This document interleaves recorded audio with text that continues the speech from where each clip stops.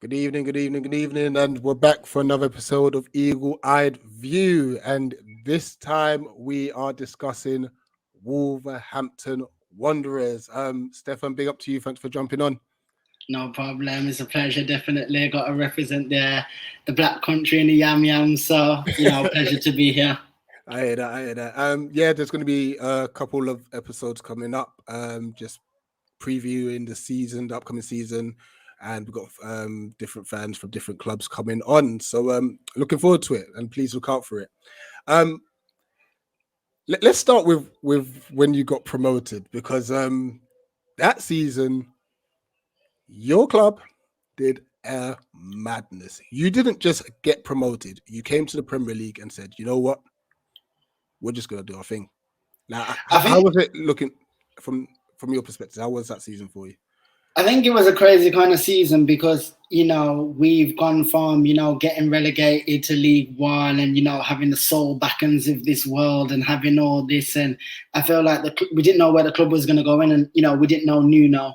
It wasn't until I kind of done some research and found out, he was part of Mourinho's team.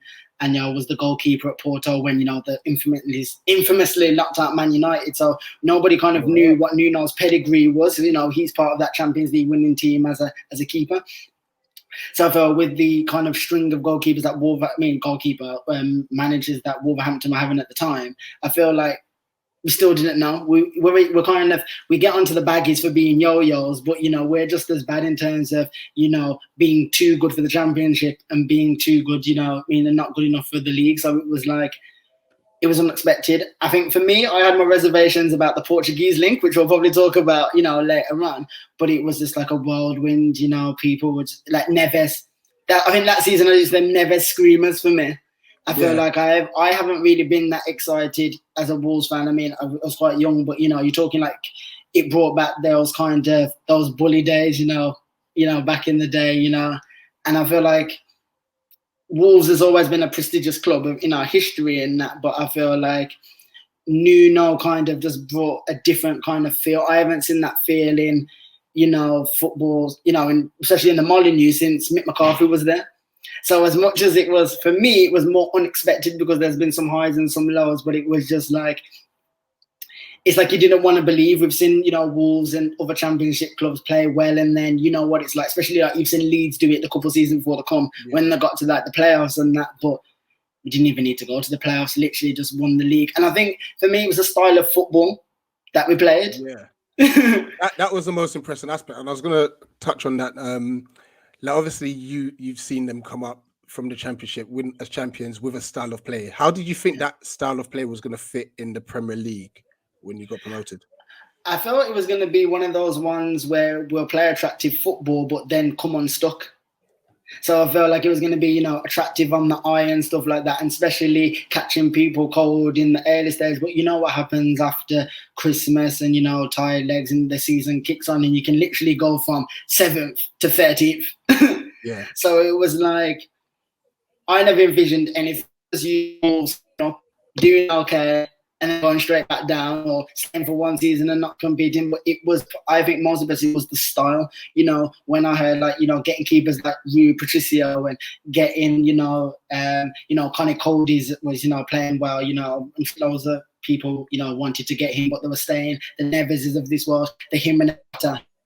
I felt like it was just, I didn't envision even getting to, 7th. So I felt like everything for me personally, it was like, when we're going to come off the boil, when is the losing going to start and stuff like that. So, like, it was just like every game I was going into it, okay, yeah, we're doing well, this is great. But when we're going to get that loss and then it's going to turn down. So I think it was really good. But the style is something that Wolverhampton Wanderers really, well, in my lifetime, I'm 31, it's more like, long ball and stuff like that and negative kind of football, defensive football. But I feel like we played an expansive game. I think it was exciting. I think one of the things is bums off seats.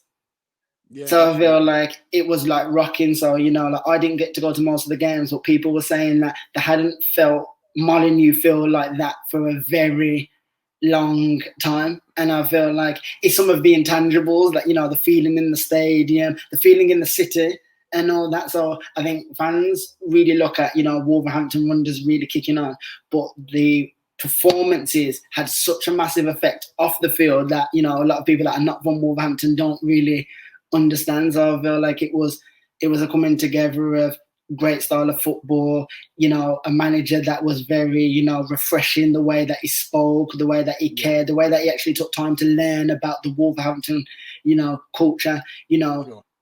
People were seeing like the Jimenezes or that in the local as that, and they were stopping. So I feel like sometimes, you get Wolves players and they're playing for Wolves, but they're living in Birmingham or they're living in Stoke and nobody sees them. I feel like it's the engagement. So, for you, you're probably just looking, the stylistic, but the style transcended in so many different avenues. So, but I'm still shocked now. Like how well we did. I went and done some research earlier and thinking, oh yeah, we come 7th.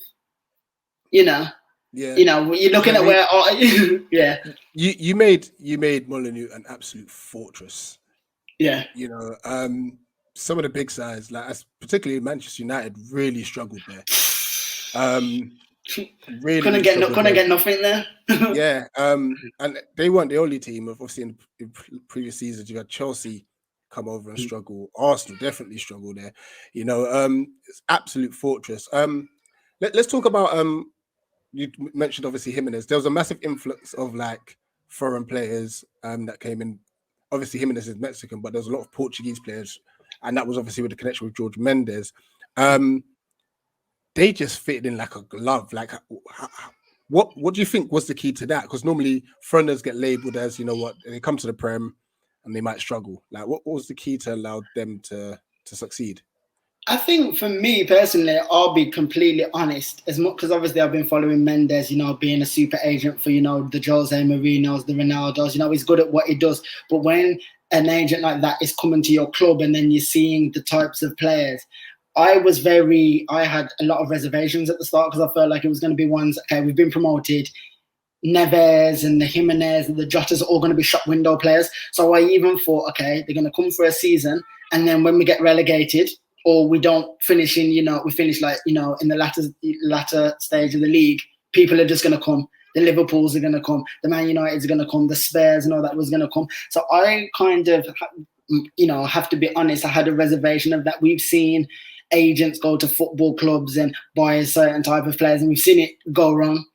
Yeah, it worked perfectly, and I think they bought the right players. So, for instance, we've had some dodgy keepers, and in our past and stuff like that. I don't think we've had a solid keeper since probably the Matt Murrays of this world and stuff like that. So, I think people was questioning Rui Patricio's kind of his age, but I was like, okay, well, he just won the league. He's won the league with, he won the Euros with Portugal. Is an experienced keeper. He ain't going to be coming to Wolves for no reason.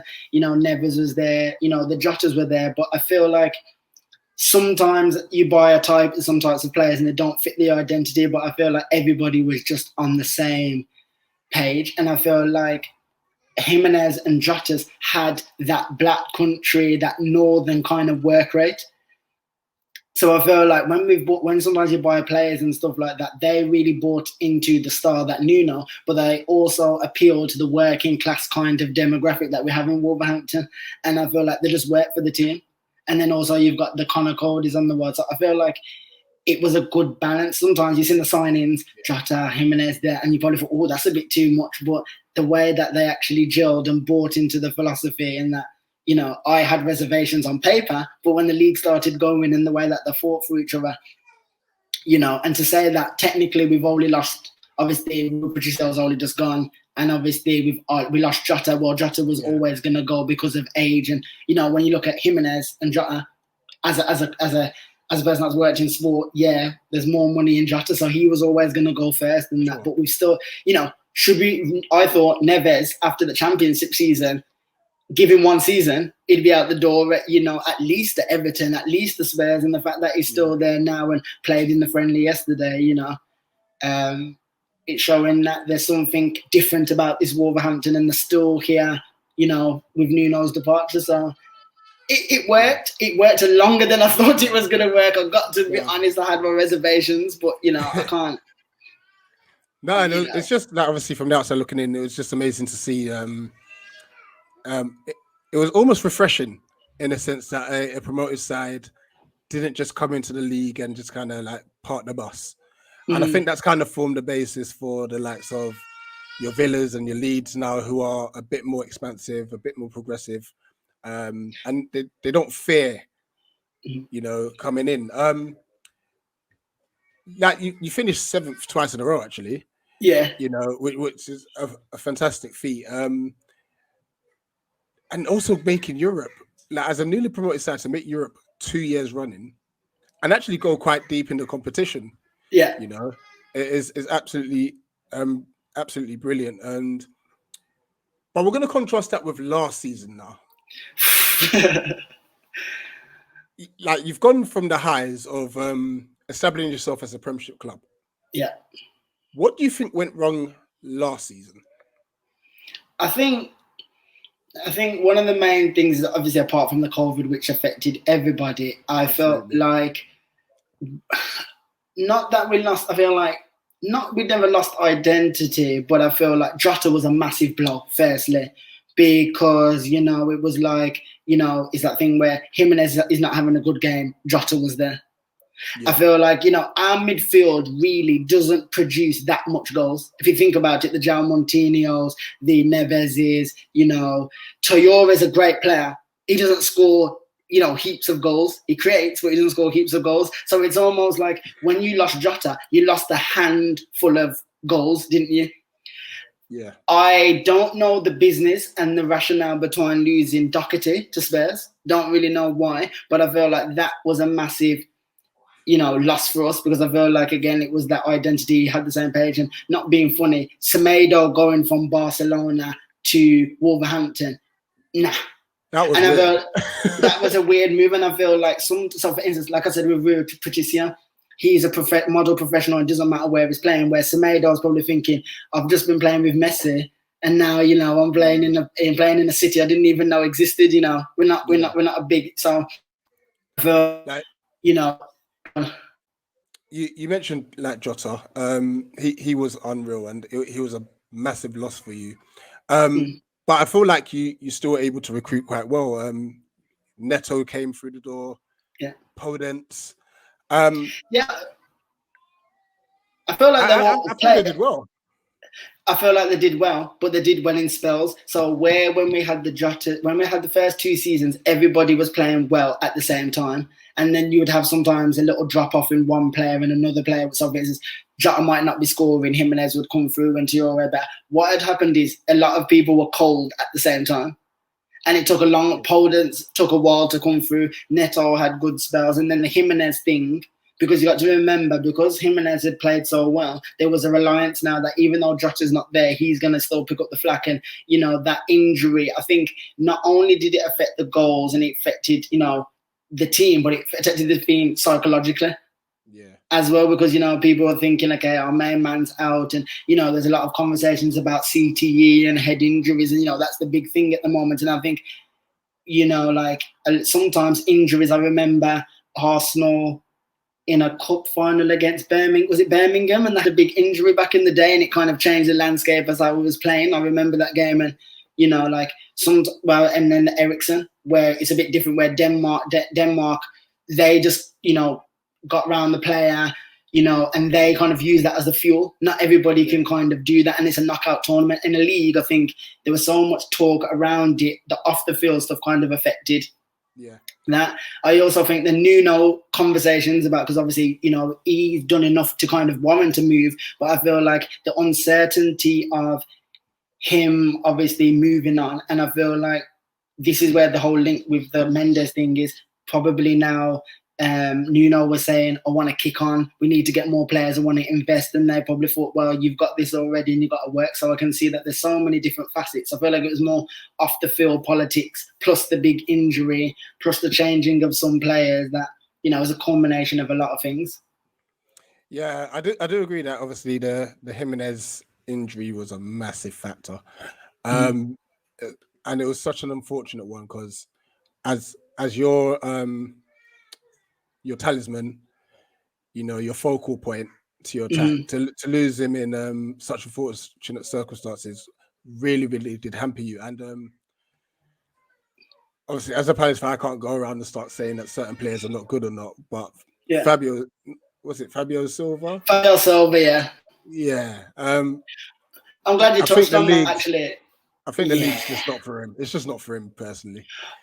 I watched some extended highlights of yesterday, and we scored a poacher's goal yesterday. I think it was I don't know who it was. I think it was a Neves ball around the back post, and he tapped it in. And I'm saying, it's similar to the João Felix thing. We're buying players now at 18, 19 for astronomical amounts of money, and they're not ready. So I've been having a lot of conversations with people talking about like strikers and stuff. I'm saying when Michael Owen was scoring goals for England against Argentina, different mentality, different space, different type of player, different, and there was no expectation. Now you're buying a player like, Silva. Okay, he's done well where he's playing, but coming to the league, the new culture, and I think a lot of players affected about feeling isolated. What's coming out now, players feeling isolated, moving in the pandemic. You've got Pulisic talking about it. You've got, I think, the youth player at Dortmund come out yesterday and says, I've gone, the 16-year-old, you've just gone from that with the pandemic and all the pressure and stuff like that. And I feel like he's not ready. So for instance, if we had Jota and Jimenez, and then you bring in a Silva, it takes the pressure off. Even if you've got Jimenez, it takes the pressure off, but it's almost like, who have you got going forward? Morgan, Gibbs, White, Fabio. That's a lot of pressure, especially on the back of the teams just got to come seventh twice and got to Europe. Obviously, we didn't get to Europa League the second time because of, the technicalities, but the first time. So there's a lot of pressure. So should a 19-year-old of that caliber, and that's no disrespect, be £45 million? No.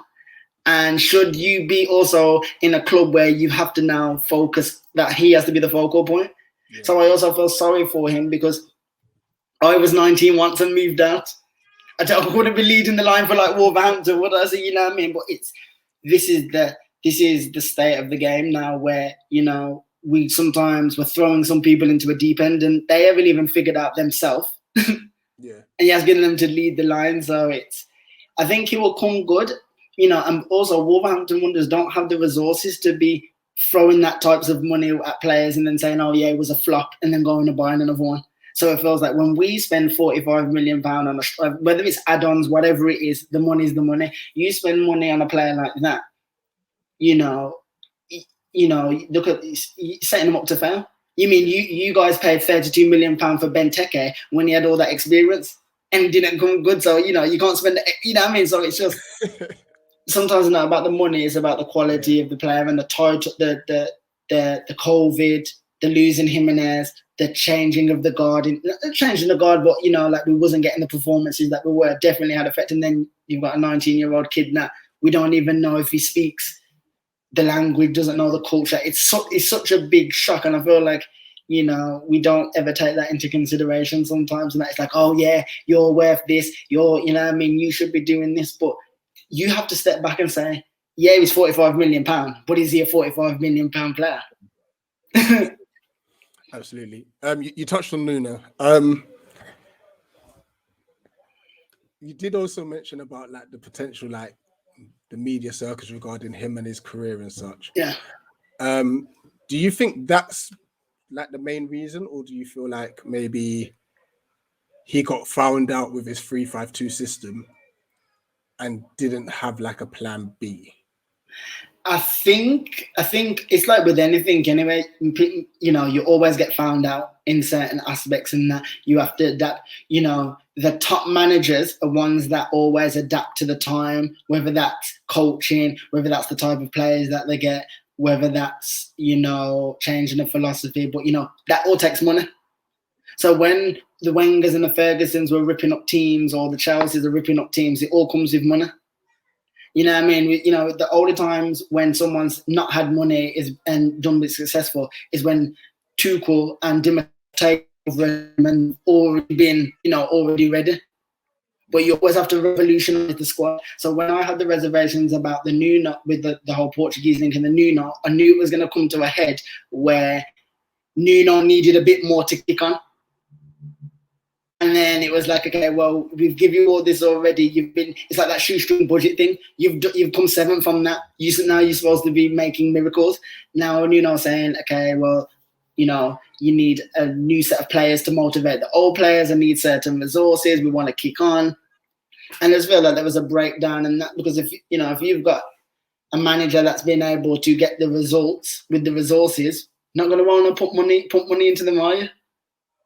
So I feel like he's also grown as a manager, and he's come and he's built some stock. So for instance, now you've got Everton that have got Sheikh Mansour and all that with all that money. Then you've got Spurs that have to start spending money, whether they want to or not, to kind of, because they've got so close and now they're dropping off. It's always going to be that thing, but I don't know where Wolverhampton's direction in terms of money, but I don't know if you fought enough to keep Nuno. Because, again, the big thing for me is, as he's changed the landscape of Wolverhampton. For why the Wolverhampton fans are angry or disappointed about Nuno going is the feed the wolf pack stuff and all this charity stuff that he was doing. He was engaging, giving money to charity. Since Wolves have promoted and he's been there, just some of the roads, some of the buildings, the subways been, revolutionized, modernized and stuff like that. So there's been a lot of money in the company, in the city. He's changed the landscape. People know about Molineux now. Like, I've gone to Spain on holiday and people are like, yeah, Wolves are doing all right now, aren't they? So he's, he's brought the awareness back to Wolverhampton in so many different facets. So losing him wasn't also about losing a football manager, because football managers come and go. We lost the person that was connecting with the community. And you guys have Roy Hodgson. So where you've had other managers that just come, the Ronald De Boers and the other guys that come, Roy Hodgson, not only does he do stuff on the pitch, he gives back to the community and gives time. And Nuno may not be from Wolverhampton, but Wolverhampton runs through his veins in the time that he was there. Absolutely. So I feel like that's probably, for me and probably a lot of people, the biggest loss is how he galvanized the team, but also what he did for the community. He wasn't just managing the football club. He was, he changed the whole landscape. Molineux was rocking. Like you said, even as a fan. For me, this is why I've done this show. It's so nice to be able to talk to a fan about the aspects outside of just seeing them play on a match day. You mentioned that you feel like the club didn't do enough to keep Nuno, and that's interesting because obviously he's gone to Spurs, where I don't, as in technically it's a step up in club. Yeah. Yes. But then he could still fall into the same issue where he might not get money. Yeah. So I think maybe Wolves could have done enough to keep him in a sense. Yeah, you're right. I think not being funny, like, it's going to be quite controversial, but for me personally, the way that for how Nuno has behaved and carried himself at Wolves, can't talk about anywhere else, but I think it'd be a better fit for Everton, because it's a people's club. It's about the community, it's about that hard-working thing. So I feel like, again, that's where the link. I feel like Spurs, he'll be there and you don't get the results and he'll be out the door. They just got rid of Mourinho. They got rid of Mourinho before a cup final, and I don't care what anybody tells me. Mourinho will beat anybody in a one-off game. So that tells that. Absolutely. Yeah. So for instance, he could have not done nothing and won the Carling Cup game. So I understand that Nuno's gone there because of his reputation. And you've got to remember, even what happens at Spurs, he's getting all of his clout from Wolves. So someone else will still have him after. So, managers are very savvy. Look at Ancelotti's in the world that, they'll have a crap job here and then they'll still get a top job somewhere else, or, we've come to the time now with how does Mourinho be here, be there, and he's still getting top jobs, and that's all. That's a good point. Yeah. So, like, for me, Nuno can have this. It can be a blip, but it's also about building his own CV. So I understand for his personal progression and his family and his career, it's a good move. But are you going to get the time? Are you going to get the players? Harry Kane didn't turn up to training today. Is it so? Are we putting that on Nuno, or are we putting that on there? So it's like, for instance, I've been a football manager, so it's almost like the book always stops with you. You can sack the manager, but you're not going to sack a squad of 25, are you? No, so I feel like it's one of those things where it's good for his progression, but is it a good fit? And I think, Everton might not be as savvy as Spurs, but I feel like they might support the manager and be grateful for what he can bring to the team. And I feel like, especially when you've got the players like, Seamus Coleman's and stuff like that, I feel like there's a hardware. I feel like him with the Richarlison, he might get the best out of someone like Richarlison. May not get the best out of someone like Harry Kane. He's already thinking about leaving already. Yeah. Absolutely. And obviously he has to go in there also and fix the situations with the Dele Allis. Also, good point. Yeah, so these are the things that looking at. He's now gonna have to go and doubt. He's got to go there and sort out Pochettino's issues, and then on top of Mourinho's issues, because a lot of people have forgot that Dele Alli's issues started from Pochettino, not from Mourinho's. You know what I mean? So there's still, or that he got dropped. After that season when they had the Champions League. So I feel like there's a lot of work that needs to be done. I feel there's a lot of unsettled players. I know that Son has signed a new deal, but okay, he signed a new deal. He's a 2020, I think he's 28, 29, who's happy to play at Spurs. Like, I feel like it looks good. It looks great, but there's a lot of work for Nuno to do. And we'll kind of see how that goes. Absolutely. But bringing it back to your club, Wolves, you've obviously got a new manager, Bruno Lage, former Benfica manager, who actually was previously assistant to Carlos Carvalhal at Sheffield Wednesday and at Swansea, before he joined Benfica and won the... Benfica B first, then Benfica won the league first, did some research. Won the league in 2019. What's your thoughts on this appointment? I feel like some people will say, Fitton says, oh yeah, he won the league, but then he got sacked, halfway through the season at Benfica. Not spoken about, obviously. Will get spoken about when the results start kicking in, but no one's talking. I mean, again, it's back to that Portuguese link. So again, Mendes and all that were friends, and I get it. It doesn't mean that you get a Portuguese manager and he can still manage the same guys and stuff like that. So this is the trap that I don't want Wolves to get in. Start getting managers from a certain culture or from a certain, nationality, and think that that's going to be the go-to. Sure. Managers can manage. So unfortunately, we didn't see that thing with Nuno because of the manager that he became and whatever. But I feel like it's a disappointment, because it's a disappointment in terms of Nuno's brought us so high, and anything else he's just gonna be like, oh yeah, he's the fake Nuno, he's gonna be that. So I just feel like that's the expectation. I don't know much about him. I watched the game and the highlights yesterday. I feel like he talks very well. From the interviews, he's very articulate, and I know that a lot of clubs are looking at like managers that can talk the talk and be suave. I think you mentioned Sheffield Wednesday manager Carvalhal.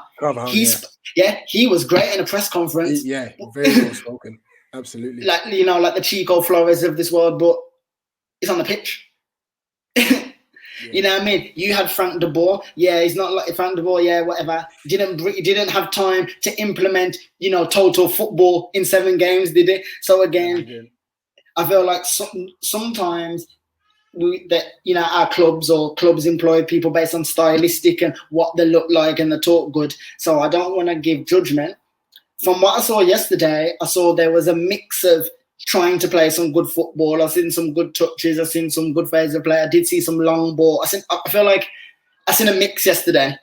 Yeah, it was a mix of identities, and that I feel like, but when certain players like Traore had the ball and stuff like that, you saw the flicks and that, and I feel like I saw a bit of confidence yesterday. I saw some long balls. I saw a mix of style. So for me at the moment, I don't know what style we're gonna have going into the league. We've got a change of keeper. I'm not that well versed on the keeper.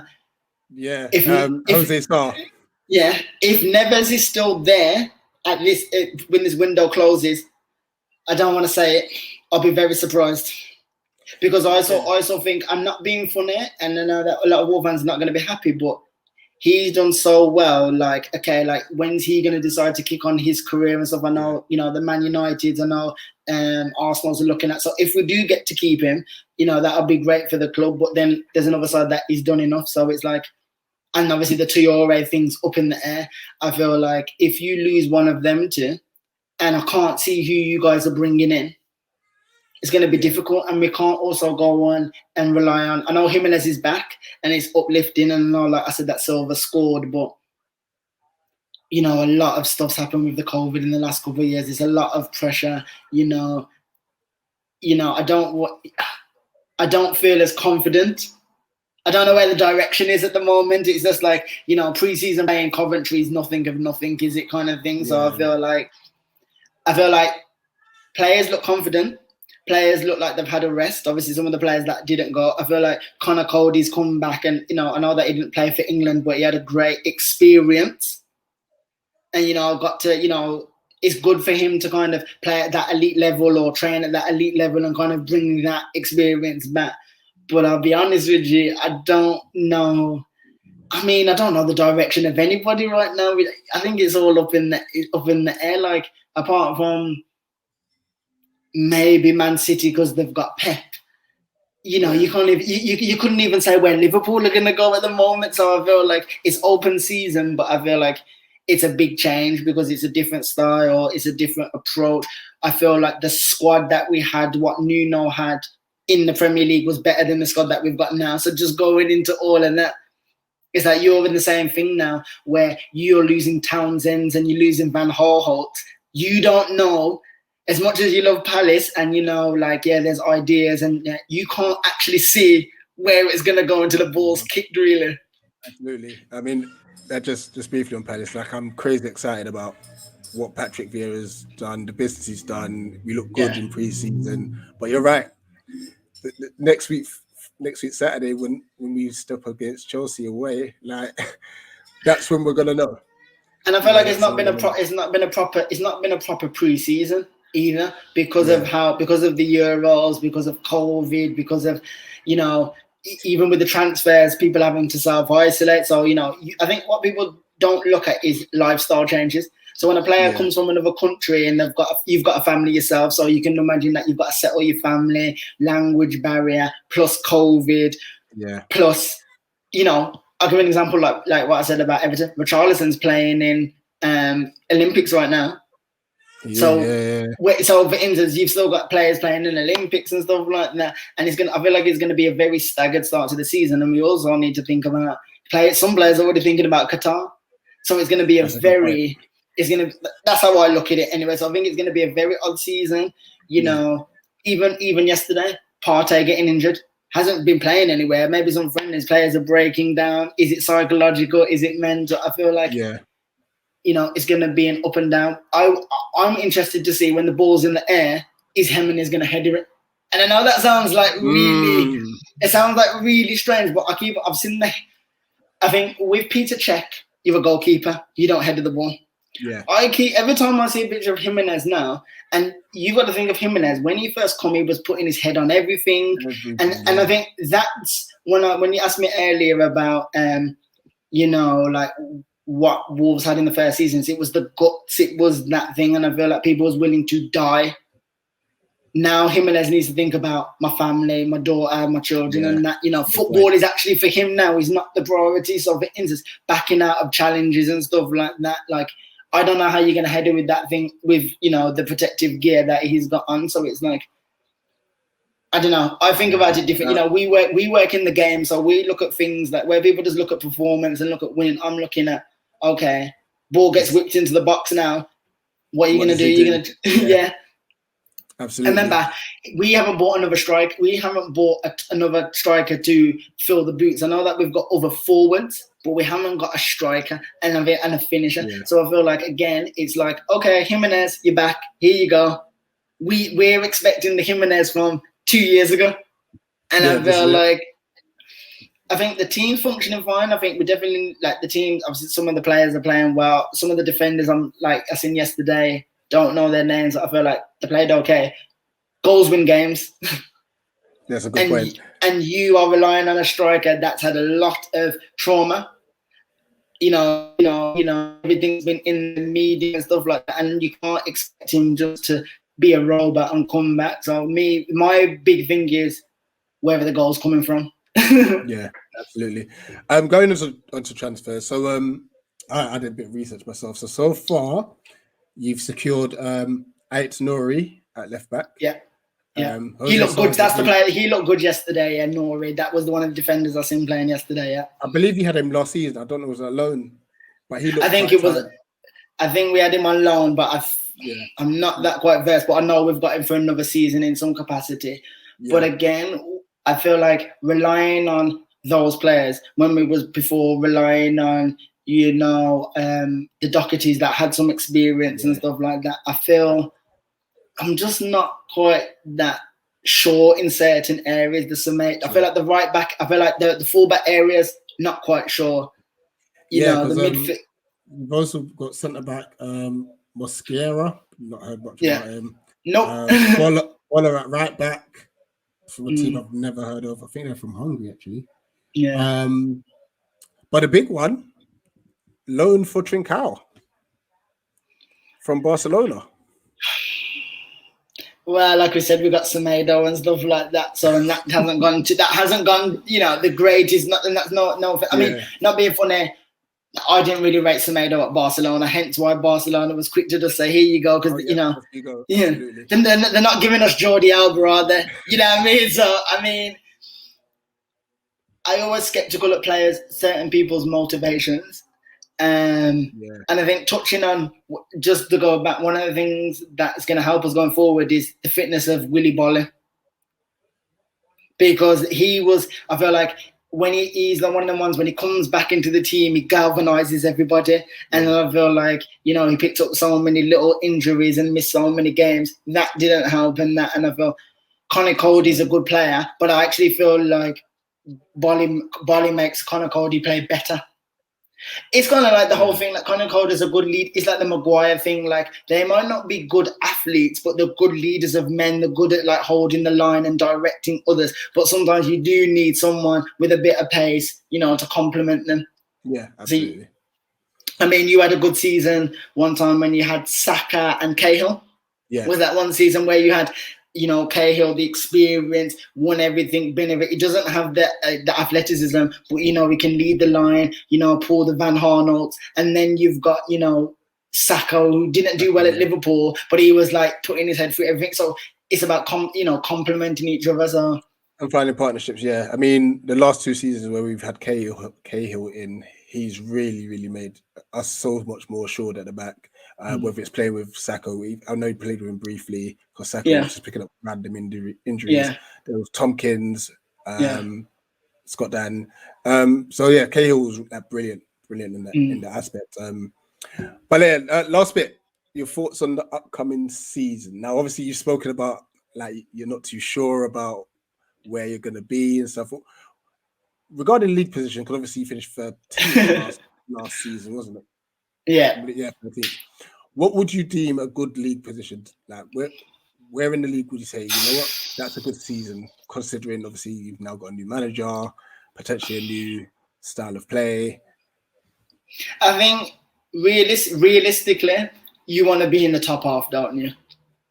We're in a situation now where Arsenal are 8th. Like, that's not a dig in that, but I'm saying, we come from an era of top 4, then it's big 6. In 2 years' time, they'll be talking about big 8, what I'm trying to say. So, I mean, and that's the thing. So when I say 10th, in my head, when I was growing up, the Newcastles or, just the mid-range, but because the money's caught up with everybody, look at the rise of Sheffield United that year. Like, for instance, it's just gone, it's going, so for instance, finishing 13th is in the new 10th.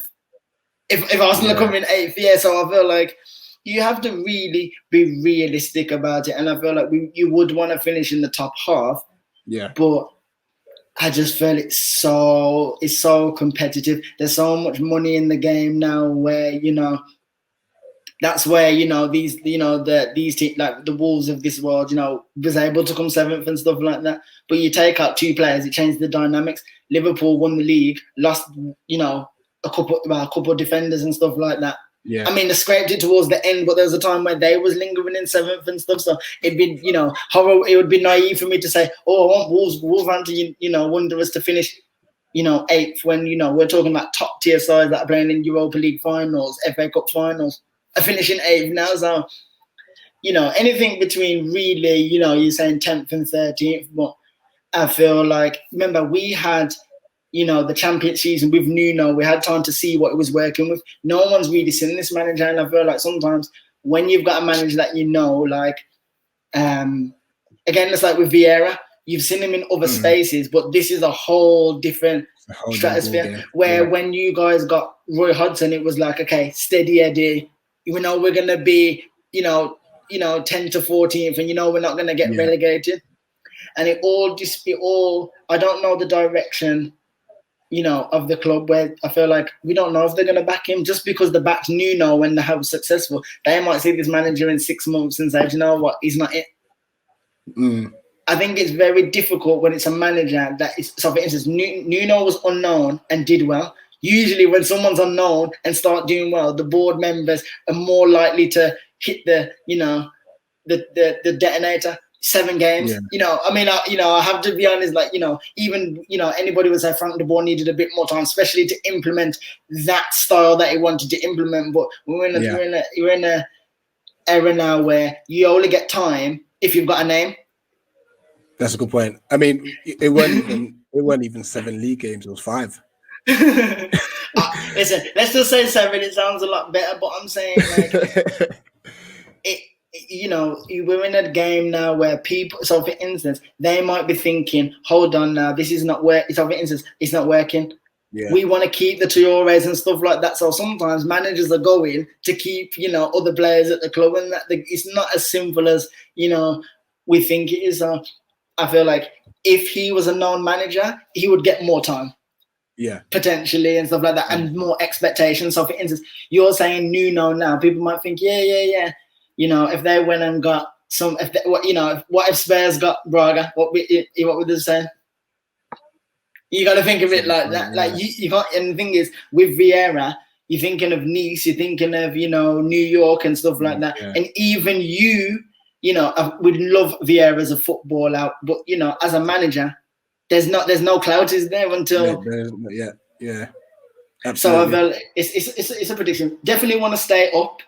Definitely want to compete. I feel like maybe this might be the season of working out, the direction of the club. Jimenez isn't getting younger. We need, it's more for me. I want to see maybe, Silva kicking on and getting a chance.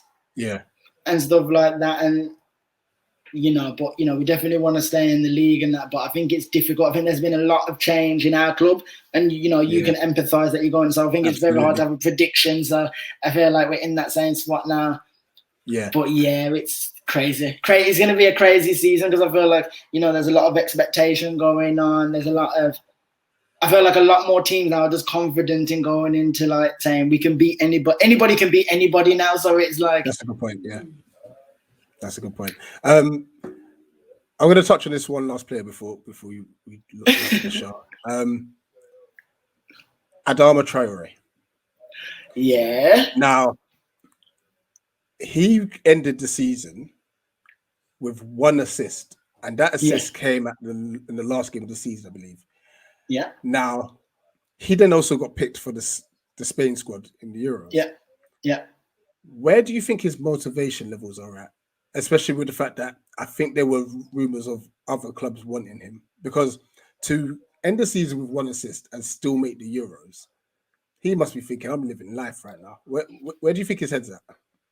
Well, firstly, Spain are not, if we go look at Spain are not the force that they once was. And there's a lot of politics in their squad. I mean, you didn't take Ramos. So, I don't care, about Super League and all that. You take your best players and stuff like that. So I feel like that Spain squad, there was a lot of politics. And, and I feel like the politics allowed a lot of Barcelona's, a lot of unknown players, a lot of Villarreal players, a lot of players to get an opportunity. But they still didn't take their biggest squad. I think with Traore, you know what you're going to get. But it depends lots of baby oil.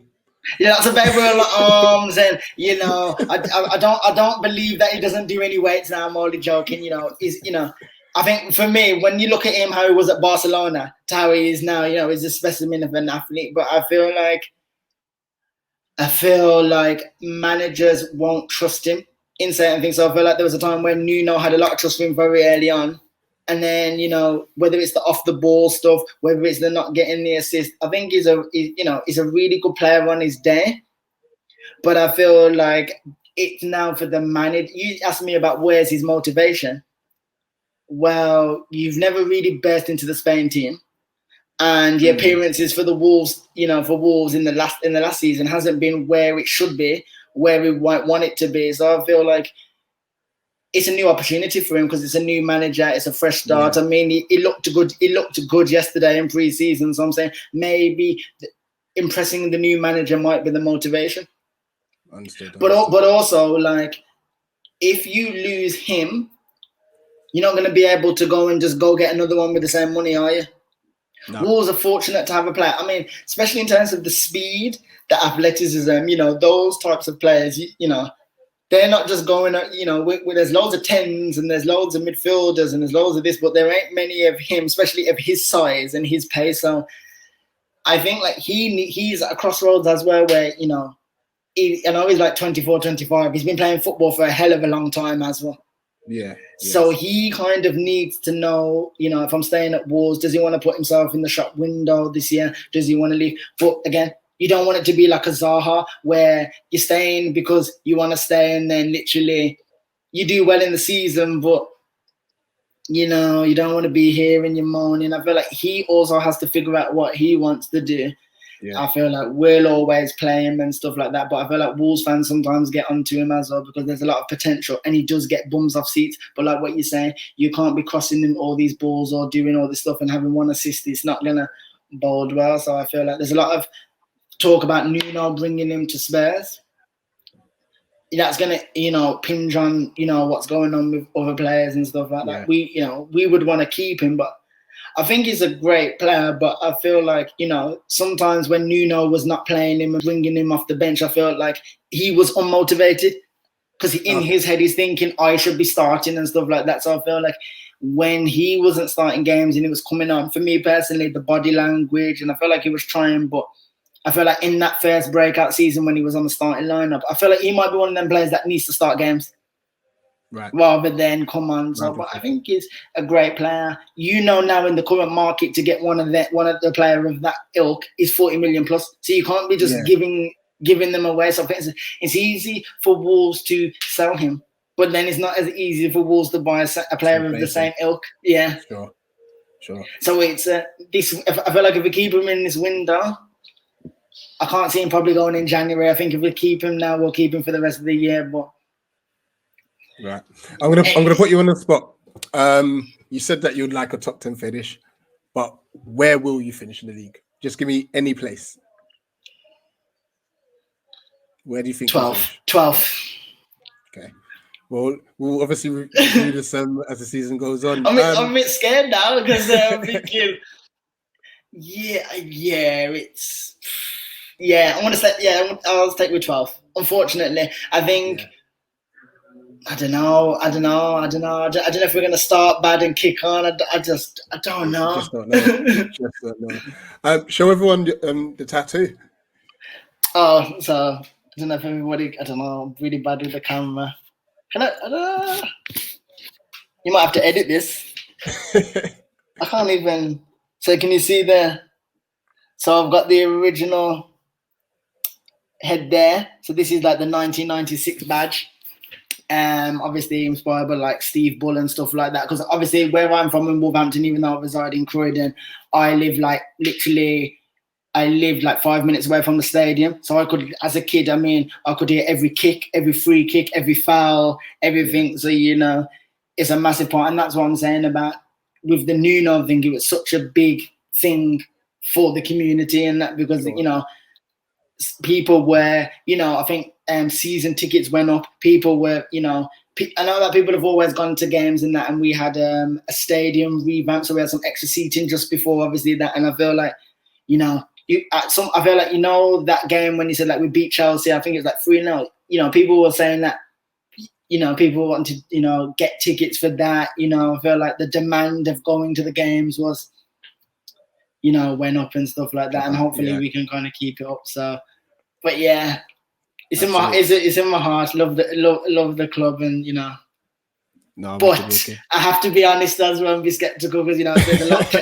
There's so much. I feel like there's so much change, and I feel like, you know, Nuno, in a way, overachieved. When everybody's seen Nuno, I was like, oh, you know, Spirito, okay, is this going to be? He overachieved massively, like what he's saying, 2-7 finished in that, and I feel like we can't get comfortable in that phase and stuff like that. So yeah, absolutely. There's a lot of change. So right, what I'm gonna do for you now, guys, for those who don't know, Steph has his own company, so I'm gonna come out for a bit so he can promote his company, tell them. Oh no, I don't want you to stay. Now I'm gonna give you the platform. So tell them where to find you, like your Instagrams or your Twitters, whatever it is. So I'll be back in a sec. Cool. No worries. So, hi everyone. I'm Stefan Lewis. I'm the founder and director of the Alex Higgins Academy. As you can see on the screen, there is my @ for my Instagram. You can find us at www.alexhigginsacademy.co.uk. Again, thanks, Rich, for giving me obviously this platform. So, our company is based on 3 strands: so sport performance, educational support, and health and well-being. So the sports performance is football coaching, group football coaching. So I've been coaching for 11 years now. Youth football, worked at universities at Wolverhampton with athletes, currently working at Palace as a community coach, and, you know, love for the game, doing one-to-ones, working with goalkeepers. The other side to the company's mental skills training, so working on like psychological aspects of the game, so motivation, imagery, and like working with athletes' performance and also their well-being. And obviously that's kind of a big kind of issue that's going on in sport now with the Simone Biles, the Ryan Garcias, and the Naomi Osaka's right now. So, you know, just making athletes mentally ready and preparing them for sports. The educational support strand is supporting any, you know, student all the way from key stage 3, which is year 7, all the way to postgrad, and that can be on presentations, proofreading, assignments, support in education establishments, and providing like extra support for one-to-one, you know, support with young people. I have a background in working with young people with social, emotional, and mental health needs.